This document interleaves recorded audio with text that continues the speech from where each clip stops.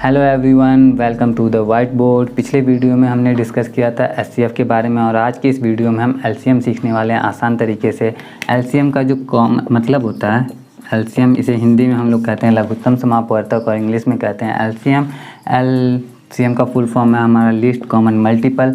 अब least common multiple का मतलब हो गया कि यहाँ पे अगर मैं दो नंबर लिखता हूँ, जैसे मान लो मैंने 12 और 18 लिख दिया है, इसका मतलब है कि अब हमें कुछ ऐसा इसका एलसीएम जो होगा वो नंबर होगा जो इन दोनों का मल्टीपल होगा और कॉमन होगा और लिस्ट पे भी होना चाहिए। एग्जांपल के लिए अगर मैं यहाँ पे लिखता हूँ 72, ठीक है ना, तो 72 इन दोनों का कॉमन मल्टीपल है क्योंकि 20 के टेबल में भी 72 आता है, 18 के टेबल में भी 72 आता है। लेकिन यहाँ पे जो है वो लिस्ट नहीं है। लिस्ट क्यों नहीं है? क्योंकि हमें पता है 72 का हाफ होता है 36 और 36 भी है 12 के टेबल में आता है, 18 के भी टेबल में आता है। यानी कि यहाँ पे जो हमारा एलसीएम होगा वो होगा 36। तो यही बेसिक सा कॉन्सेप्ट है। अब इसको निकालते कैसे, इसको पता कैसे करते हैं, बहुत आसानी से देखते देखते आप क्वेश्चन देखते देखते आपका आंसर आ जाएगा। कैसे? यहाँ पे और कोई एग्जांपल ले लेता हूँ मैं, जैसे मैंने लिख लिया यहाँ पे 15 और 20। अब 20 और 15 का मुझे एलसीएम निकालना है। देखो कैसे निकलेगा। 20 जो बड़ा ग्रेटर डिजिट है उसको सेलेक्ट करेंगे, उसका टेबल लिखना स्टार्ट करेंगे। 20, 22 ज़ा 40, 14, 23 ज़ा 60। अब 60 पे जैसे ही हम आते हैं पता चलता है वो तो 15 के टेबल में भी आता है ना। अब 60 हो गया इसका आंसर। एलसीएम 15 एंड 20 का कितना होगा? तो वो होगा 60। ठीक है, और इससे भी और ज़्यादा बेटर समझते, मतलब अब बहुत सारे छोटे छोटे बच्चे होते हैं, वो क्या करते हैं, उनको फैक्टर मेथड से सिखाया तो जाता है लेकिन बेसिक सा कॉन्सेप्ट जो होता है वो नहीं समझाया जाता है।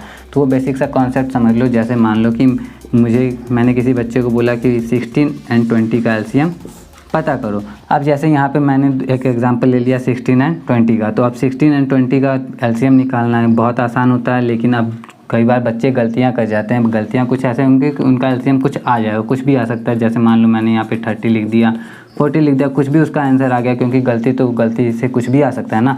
अब 30 और 40, अब बच्चा खुद से कैसे चेक कर लेगा? आप लोग खुद से कैसे चेक कर सकते हो कि आपका ये आंसर सही है या गलत है? तो 16 के टेबल में 30 नहीं आता है, दैट मीन्स 30 इसका आंसर नहीं है। 20 के टेबल में भी 30 नहीं आता है, 30 इसका आंसर हो नहीं सकता। 40 की बात करें तो 40 20 के टेबल में आता है लेकिन 16 के टेबल में नहीं आता, मतलब ये भी आंसर नहीं है। तो इसका करेक्ट आंसर पता करने का आसान तरीका क्या है? आप इन दोनों में से 16 और 20 जब यहाँ पे लिखा हुआ है तो इन दोनों में से जो बड़ा नंबर है, ग्रेटर डिजिट है 20, उसका टेबल लिखो। 20, 40, 60, 80।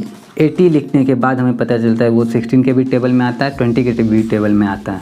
20 के टेबल लिख रहे हैं तो 20 के टेबल में तो आएगा ही, और 16 के टेबल में भी 80 आता है। दैट मीन्स कि 16 एंड 20 का जो एलसीएम होगा वो होगा 80।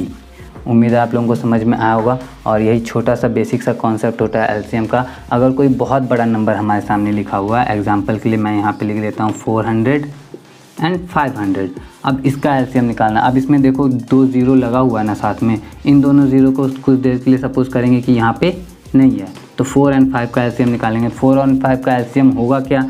तो जो 4 के भी टेबल में आए, जो 5 के भी टेबल में आए, कॉमन होना चाहिए। दोनों के टेबल में आएगा तो कॉमन होगा, मल्टीपल होगा क्योंकि टेबल में आ रहा है तो मल्टीपल भी होगा, और लिस्ट होना चाहिए।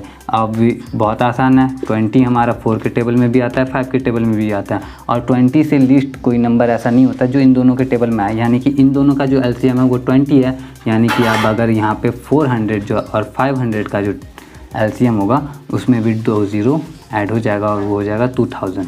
इस तरह से बड़े डिजिट का जो नंबर है, बड़ा डिजिट आपने देखा ना, 400 500 का भी एलसीएम हमारा कुछ सेकंड्स में आ जाता है। तो उम्मीद करता हूँ आप लोगों को समझ में आ रहा होगा, और नहीं समझ में आया तो एक दो और एग्जांपल लेते हैं और आगे बढ़ते हैं। अब यहाँ पे हमने लिख लिया 36 एंड 48, ये दो नंबर हमने लिख लिया। अब इसका हमें एलसीएम निकालना है। एलसीएम निकालने के लिए अब फिर से या तो हम 48 का टेबल तो काउंट कर नहीं सकते, 36 का टेबल तो काउंट करेंगे नहीं, तो हमारे लिए एक आसान सा मेथड हो जाएगा। इन दोनों में से जो कॉमन फैक्टर है वो पहले से ही कॉमन ले लेते हैं हम, ठीक है। जैसे इन दोनों का एचसीएफ निकाल लेते हैं। एचसीएफ क्या होगा इन दोनों का? एचसीएफ वो नंबर होता है जिसके टेबल में ये दोनों आते हैं, है ना। मालूम है इतना, पिछले वीडियो में हमने इसी में डिस्कस किया था। और पिछले वीडियो में मैंने बताया था कि मैं एचसीएफ के बारे में क्यों पहले डिस्कस कर रहा हूँ, क्योंकि ये हमें एलसीएम में भी हेल्प करता है। तो इसका जो एचसीएफ होता है वो होता है 12। कैसे मालूम हुआ 12 होता है? क्योंकि एचसीएफ का मतलब होता है हमारा हाईएस्ट कॉमन फ्रैक्शन, ठीक। तो अब 12 जो है इन दोनों का हाईएस्ट कॉमन फ्रैक्शन है। तो SCF है, तो 12 के टेबल में 36 भी आता है, 12 के टेबल में 48 भी आता है, यानी इसका SCF है 12। तो 12 अगर मैं दोनों में से कॉमन ले लेता हूँ तो यहाँ पे हमारा बचता है 3, यहाँ पे बचता है 4। इन दोनों में और कुछ कॉमन है नहीं, तो 3 4 जार हो जाएंगे हमारे 12। इन दोनों का LCM 12 और SCF था